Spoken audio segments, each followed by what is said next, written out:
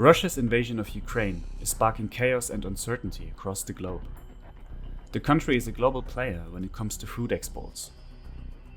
The Ukrainian economy is almost coming to a complete standstill, and many food importing countries are facing the harsh new realities of the shortage-plagued post-pandemic world. On the other hand, the sanctions on Russia are at the same time cutting exports of yet another big global food supplier. Can we handle a global food crisis? And how bad will it get? Welcome to Dark New World.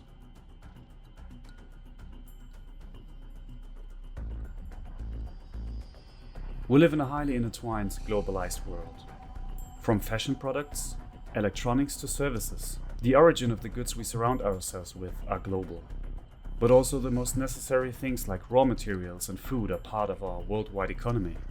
Not every country on Earth has the same capacity to grow and produce food, and sometimes demand is just too high to feed the own population with the agricultural area available. But there are some countries who have the space to grow food for the international market.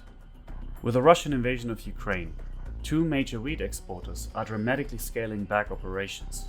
In Ukraine, the war is raging in the whole country. In consequence, farmers are not able to grow wheat and harvest it. From destroyed fields, missing fuel for tractors, to daily bombardments, the list of disruptions is very long. Russia, on the other hand, is facing harsh sanctions.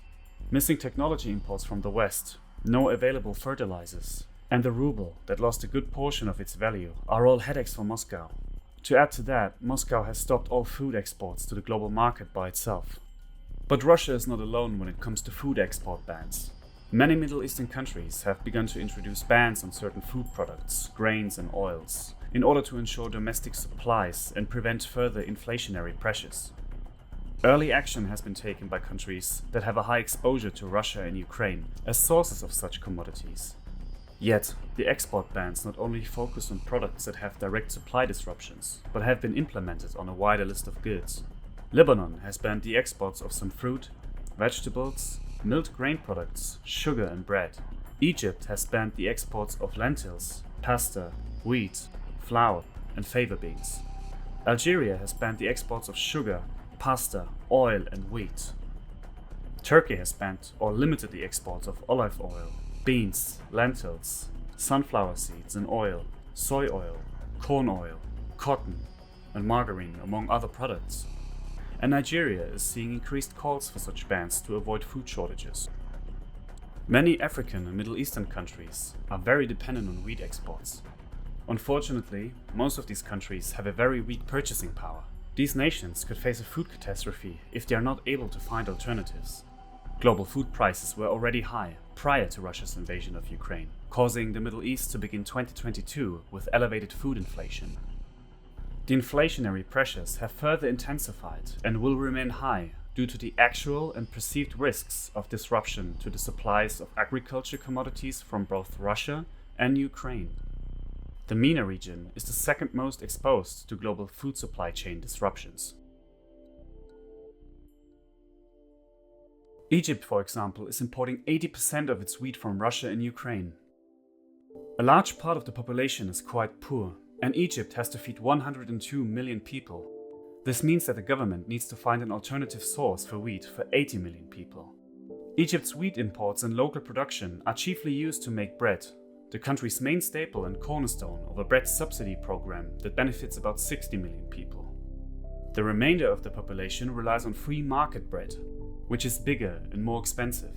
Surging food prices have sent the inflation rate in urban parts of Egypt to the highest level since mid-2019, adding to the likelihood of an interest rate increase this quarter. The steep hike in food prices, including fresh produce, has led to calls for the government to step in and to protect consumers, particularly middle-class and poor Egyptians. About 30% of Egyptians live under the poverty line. Lebanon is already suffering economically because of the mismanagement and the port explosions in 2020, but the war in Ukraine could accelerate and further destabilize the region. Lebanon is importing 50% of its wheat from Ukraine. On March 11, Lebanon's Minister of Industry ordered an export ban on food that are manufactured in Lebanon. Lebanese Economy Minister Amin Salam also said that the country is seeking to import bread and cooking oil to stave off food shortages. To this end, Lebanon has received assurances from the United States, India and Argentina that they will be able to provide the needed food items. Lebanon presently has bread reserves to last 2 months. In war-torn Yemen, where famine has already killed thousands, things will deteriorate further. 40% of its wheat supplies comes from Ukraine and Russia. A civil war in the country is the reason for the worst humanitarian crisis of this century.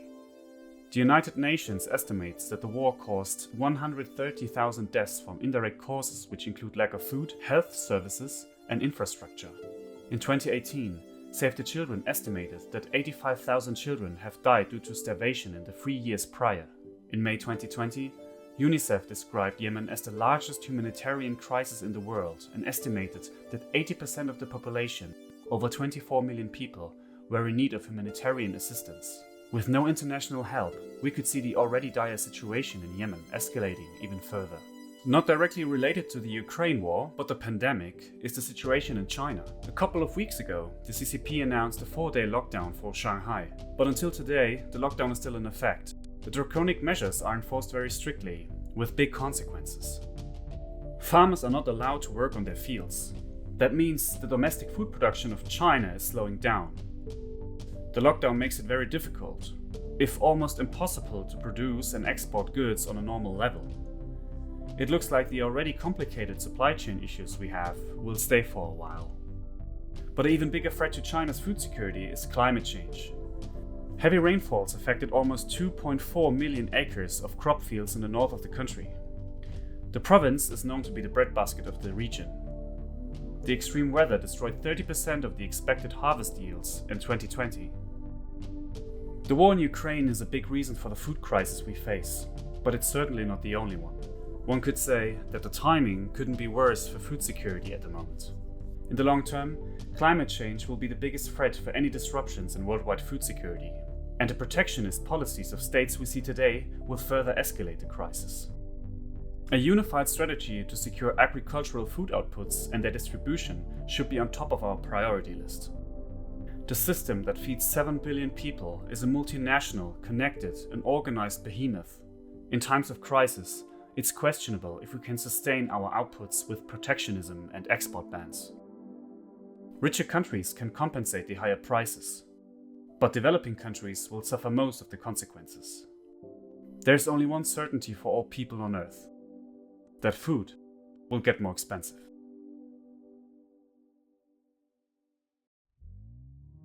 Okay, full stop. This is a new channel, and I'm glad you found this place. Please subscribe and like the video. For a small channel like mine, this counts a lot. My name is Dennis. Thank you for watching and goodbye.